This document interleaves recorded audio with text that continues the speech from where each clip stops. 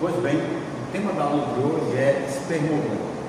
Essa aula é um resumo da aula prática que nós tivemos aqui no laboratório e vai servir para você fixar os principais pontos discutidos aqui durante a aula prática.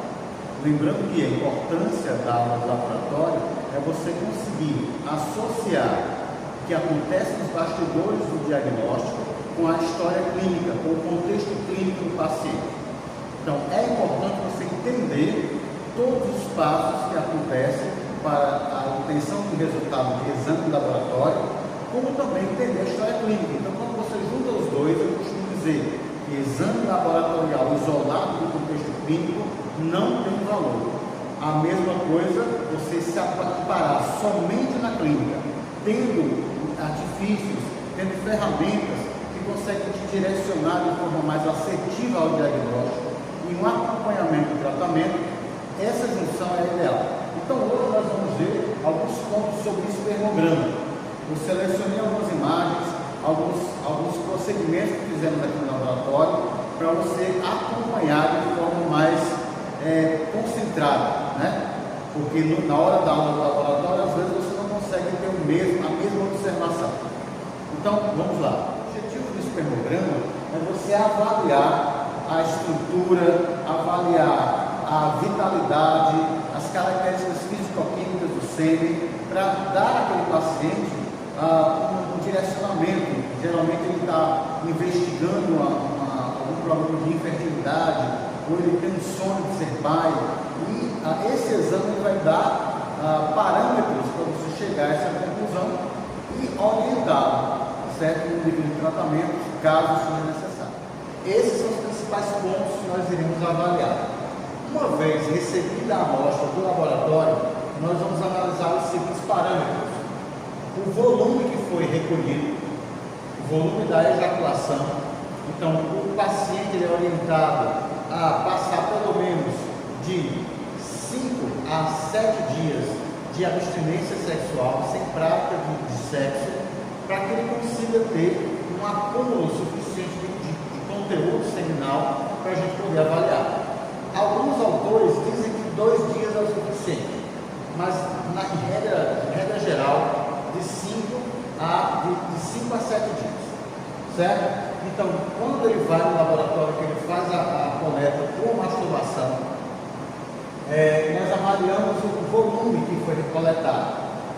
Então, esse volume, o valor de referência, é de 2 a 5 ml, certo? De 2 a 5 ml é considerado normal. Então a gente vai receber a amostra e vai analisar quanto foi coletado. Nós vamos analisar a cor desse sêmen. Geralmente o que a gente dita como normal é a cor branco acinzentado homogêneo. Às vezes você tem variações de cor, por exemplo, esverdeado, amarelado, rosado, avermelhado. Tudo isso vai simbolizar alterações na coloração desse sêmen. Normalmente, cores esverdeadas ou amareladas podem indicar infecção bacteriana, podem indicar hepatite, podem indicar outras infecções. Normalmente, a cor rosada ou avermelhada pode indicar hemorragia, presença de hemácias nesse sêmen. E assim por diante, as diferentes alterações que podem surgir. Bem, depois nós vamos analisar o odor. O odor característico, o odor sui generis, que é digno de nota quando esse odor ele foge dessa característica. É um odor um pouco putrefeito, às vezes é um pouco frutado, um odor diferente, certo? A viscosidade também vai ser analisada. A viscosidade normal, depois que a gente recebe essa amostra, aproximadamente de 15 a 30 minutos, esse sêmen vai se liquefazer, que é a liquefação. Então, estando dentro desse tempo, a gente diz que está normal. Mas mesmo depois do liquefeito, ele mantém uma viscosidade. E essa viscosidade, a gente faz um teste com a pipeta, e ela deve formar uma liga. E essa liga, em média, é de 2 centímetros. Então, a gente analisa essa viscosidade, porque a viscosidade ela vai interferir na vitalidade desse sêmen, desse espermatozoide que está no sêmen, e vai chegar até o óvulo para fecundar. nós vamos analisar o pH. O pH está em torno de 7,2 a 8. A liquefação tem que ser menor que 30 minutos.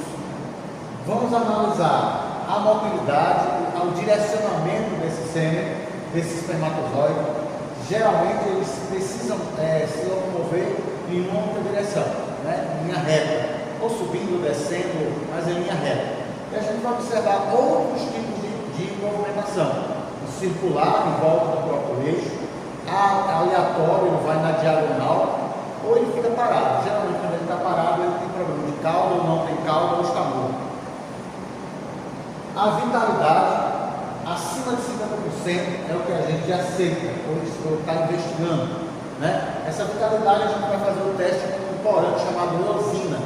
A gente fez aqui no laboratório, você vai observar. Os espermatozoides que estão vivos, eles não se colam pela eosina, eles permanecem brancos. E os que estão mortos, eles absorvem a eosina por conta da lesão de membrana. Então eles acabam corando com laranja, pegam a cor da eosina. Vamos analisar também a contagem desses espermatozoides. A gente vai usar uma câmara chamada câmara de Bauer, que é uma lâmina especial que tem alguns quadrantes que nós conseguimos quantificar a quantidade de células dessa câmara de Bauer. Tem uma fórmula também que eu vou apresentar para vocês. A morfologia dos espermatozoides a gente vai analisar através de um esfregaço corado. Nós vamos ver a alteração da cabeça, o tamanho da cabeça, duplicidade de cabeça, a duplicidade de cauda, encurtamento de cauda, cauda longa, cauda curvada, várias alterações. A presença de leucócitos não é interessante que tenha, mas é aceitável até 1000 leucócitos por ml, né? Porque a presença de leucócitos pode indicar infecção, mas às vezes acontece você ter presença de leucócitos nessa amostra. E hemácias também não é para ter hemácias o suficiente a ponto de corar a amostra, mas às vezes é encontrado algumas hemácias naquele líquido. Também é aceitável até 1 milhão de hemácias, certo? Por ml. Então vamos às imagens para você fixar o procedimento de hoje.